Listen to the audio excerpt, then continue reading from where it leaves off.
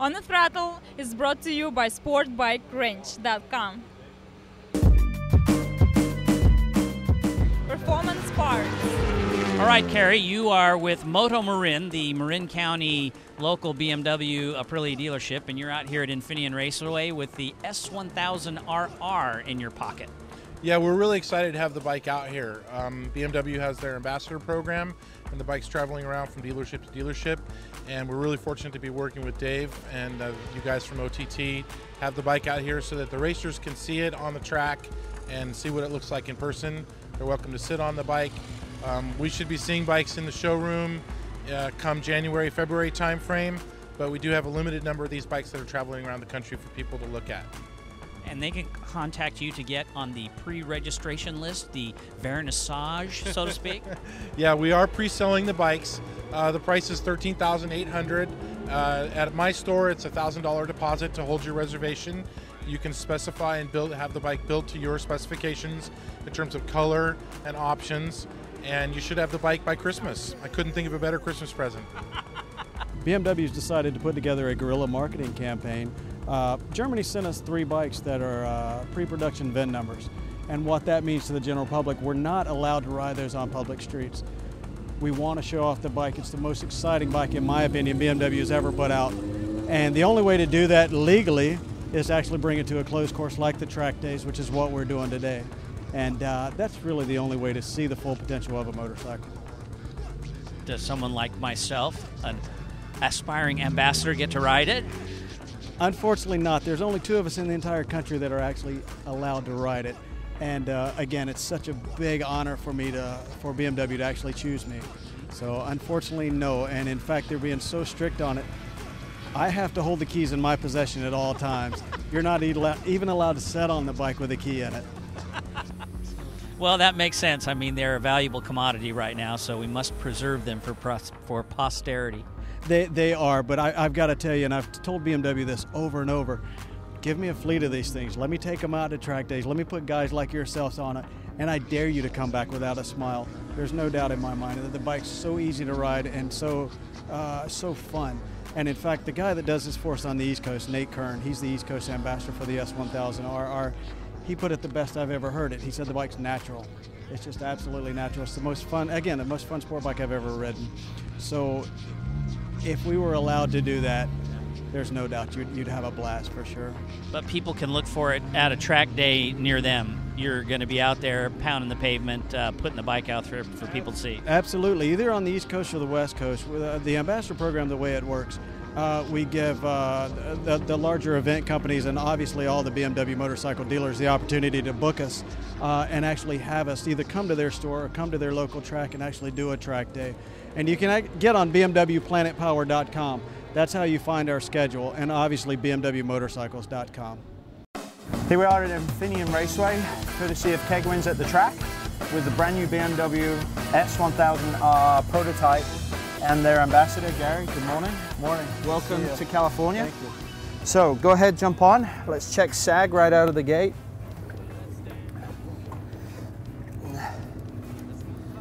Right now there are 10 turns of preload in the front forks. Extended travel is 120 millimeters, so the sag in the front forks right now at 80 is 40 millimeters. Stay right there. We'll compress the rear shock. Now, unusual for a BMW, telescopic forks and a conventional swing arm, so that's the first thing to note. We are at 605 millimeters, so go ahead, off you get please, Gary. Rider is now off the bike at 630. So at 25 millimeter sag, if I can have you come around the back of the bike for me. You betcha. Pick it up by the tail piece and we'll see if we got any free sag. And let it go. So right now there's 20 mil free sag, so we are at 45 millimeters in the shock, which is way, way, way too soft. Okay. So now we have to go in and adjust the shock and get the sag right. Once we've got the sag right, we'll send him out, we'll set the clickers in neutral positions, and then he'll come back in. At that point, we'll go ahead, set the damping correctly once the oil is hot in the forks and shock. Our preload adjuster is much like a KTM, where there's an Allen locking bolt. We know the sag is too soft, so we need to add some sag to the back of the bike so the swing arm angle doesn't flatten out. In order to do that, we've got to undo this collar. I'm going to put, because it's 45 mil, 2 turns of preload in, as we've no idea what the spring rate is, and then we'll see what we got. Jump on.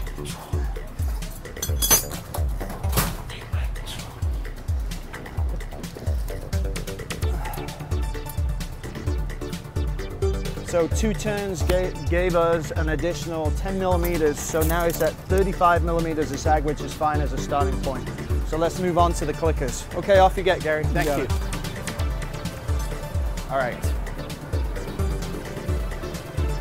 Now in setting the hydraulics uniquely on any bike, BMW has provided positional indicators.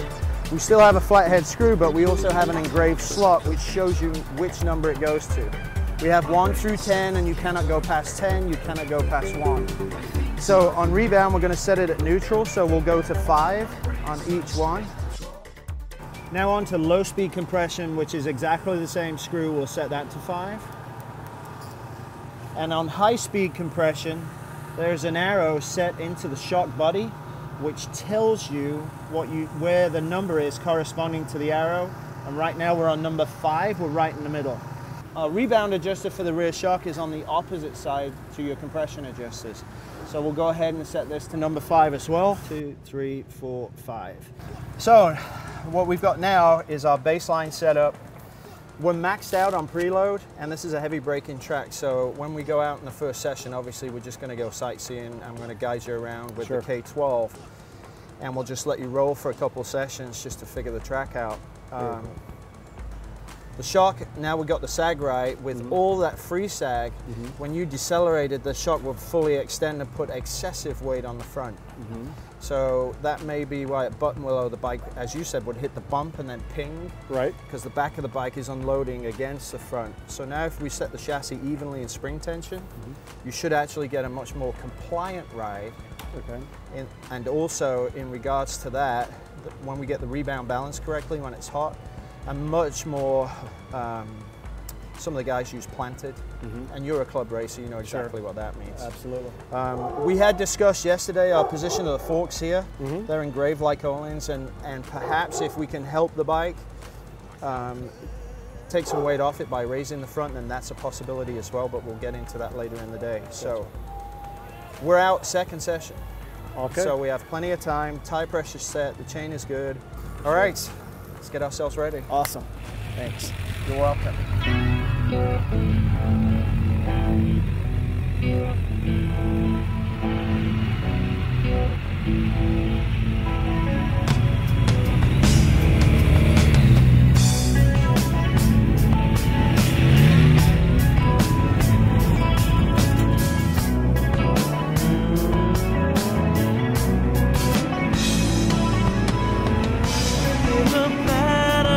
On the wall, the faint of footsteps in the hall,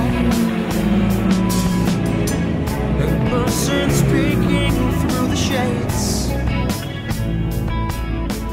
Okay, back off the track. First run around, you enjoy it? I did. I had a blast for sure. So the uphills and the downhills.